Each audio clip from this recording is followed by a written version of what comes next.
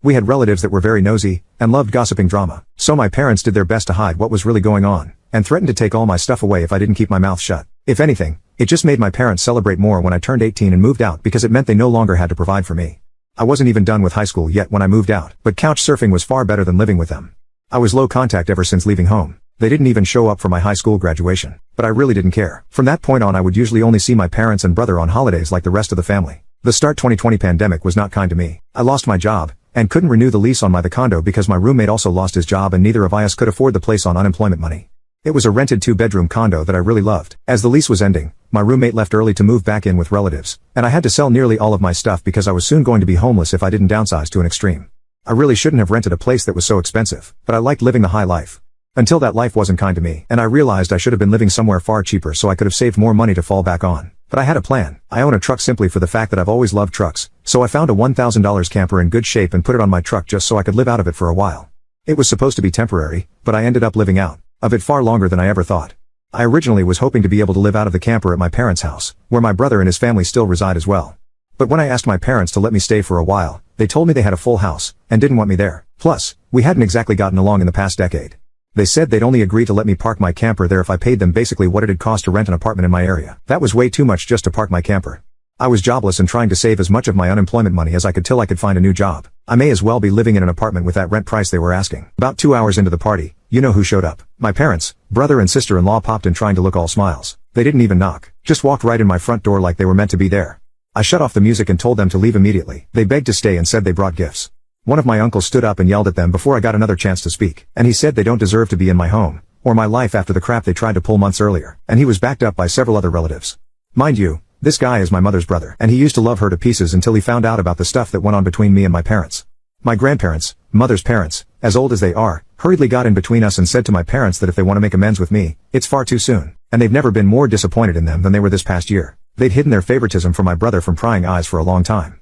But no one was fooled anymore. And they needed to make a serious effort to try and actually treat me like a son if they ever wanted to be in my life again. Then they turned to Dan and sister-in-law, and said they've seen the repetitive nonsense sister-in-law keeps posting about. They're tired of it, and to just let it go already. My house will not become their new home.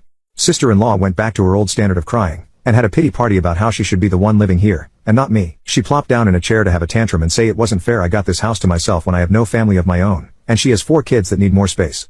And she just wanted a better place to live in and feel like a real mom. It was petty of me, but I loudly pointed out that she sucks as a mother because she lets my mother do most of the parenting while she sits on her butt all day drinking, playing on her phone, or going out and spending all of Dan's money, and she has the nerve to complain about it. I even joked that I'm surprised her baby doesn't get drunk from her breast milk since she drinks so much booze. Which I admit went a bit too far as I got some stares. And sister-in-law demanded to know if I was calling her a bad mom. I said the evidence speaks for itself. And if she wanted to be able to afford to move out of my parents' house someday, then she needs to put her college degree to some use, get a job, and learn to save money. My mother put on the crocodile tears and asked me why I can't just do this for Dan because he's my beloved brother. I laughed and then bluntly said I do not love him as a brother because he treated me like crow for years, and they only encouraged him to do so. They are terrible parents, and he is a terrible brother. Then told them to leave or I'd be calling police ASAP. They all left surprisingly easily, apart from my mother's loud crying and the others giving me dirty looks. One could say making them leave was suspiciously easy. I thought the whole mess was over. But I guess I should have taken them more seriously, because they had other stupid plans. I came home later that week on Friday evening to find a moving truck and my brother's minivan parked in my driveway. It was Dan and his family they're moving stuff in. He just waved to me with a crap-eating grin when I saw him. I was furious and told him and the rest of his family to stop. But sister-in-law smugly said to me that like it or not, they were moving in. And then in the most fake way while tilting her head and puckering her lips, she said that it was okay, because my mommy allowed it. And I should always listen to what my mommy tells me. I seethed with rage just hearing those words and looking at her smug idiot face. So locked myself in my truck to call the cops right away. When they realized what I was doing, sister-in-law started pounding on my window and yelling at me to stop. And that I can't do this to her because she and Dan need the house. And she cried, "Why can't you just do this for Dan?" I responded with, "F Dan. It's my damn house, not his." Then she threatened to key the side of my truck unless I stopped calling the police. All of which the 911 operator heard, thanks to the window being slightly open. I told sister-in-law if she damaged my truck, I'd sue her. And she was smart enough to retreat. When the police arrived, Dan and sister-in-law along with their kids had locked themselves in my house. I told cops what had happened, as well as showing them my new driver's license that had my current address on it.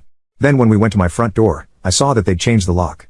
And the old lock was laying on the porch with the center of it drilled out, and the drill they used was laying right next to it, with a complete Harbor Freight drill bit set.